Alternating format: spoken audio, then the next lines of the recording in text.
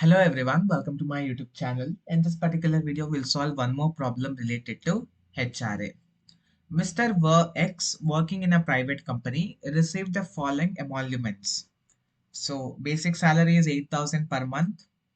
DNS allowance is 6,000 per month. But in that, only 60% will enter the retirement benefits. Next, CCA means City Compensatory Allowance. That should be ignored. Ignore CCA in the purpose of calculating HRA. Idನ್ನು ignore ಮಾಡಿ CCA. HRA, house rent allowance is 3,000 per month. Compute his taxable HRA for the assessment year 23-24 if two cases is there. If Mr. X resides in his own house. So as I've told you that case 1, if an SSC resides in his own house without paying any rent, then there will be no exemption applicable in such cases. So as I have told you in the part 1 video, if an SSC is staying in his own house but still receiving the HRA, then no exemption will be given for HRA. Case 2. If he resides in a rented house in Bangalore, so Bangalore will not fall under 50% category, Bangalore will fall under 40% category and pays a monthly rent of 3,500 per month. So per month he is paying 3,500 rent. So we have to solve now case 2. So first you have to write actual HRA received. So they have told in the question that HRA is received 3,000 per month. We will calculate it for 12 months. So 3,000 per month into 12 months will be 36,000. Next exemption should be given. We have 3 exemptions.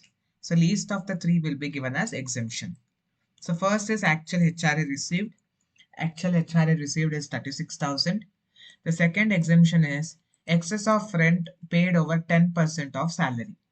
So rent, what is the rent paid? It is 3,500 per month. So 3,500 is per month. We need to calculate it for 12 months. So 3,500 per month into 12 months will be 42,000. So 42,000 is a rent paid minus 10% of salary we have to calculate. For that we have to calculate the salary. Calculation of salary, take a working note. So salary for the purposes of HRA will be basic pay plus DNS allowance entering into retirement benefit plus DNS pay plus commission. So basic pay, they have told that it is 8,000 per month. Basic pay is 8,000 per month. So 8,000 into 12 months. 8,000 into 12 months plus DA. DA is how much? 6,000 per month.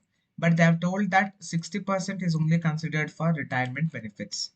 So 6,000 into 12 months.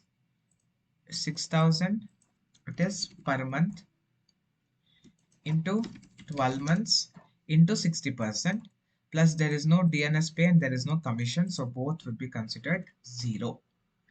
Now 8,000 into 12 months will be 96,000.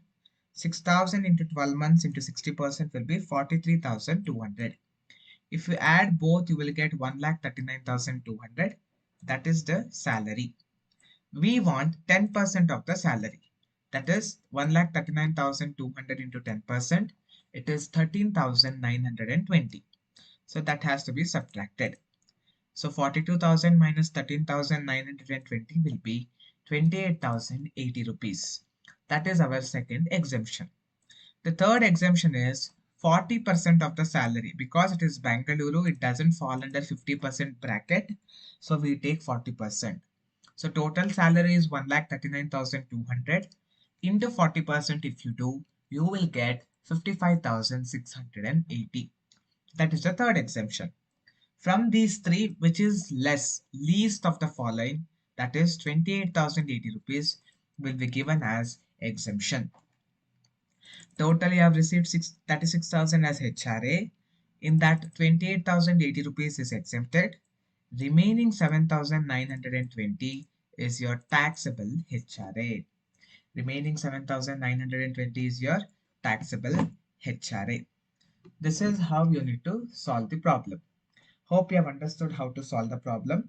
In my next video, I'll come back with one more problem related to HRA. Thank you for watching the video. I'll come back with the next video.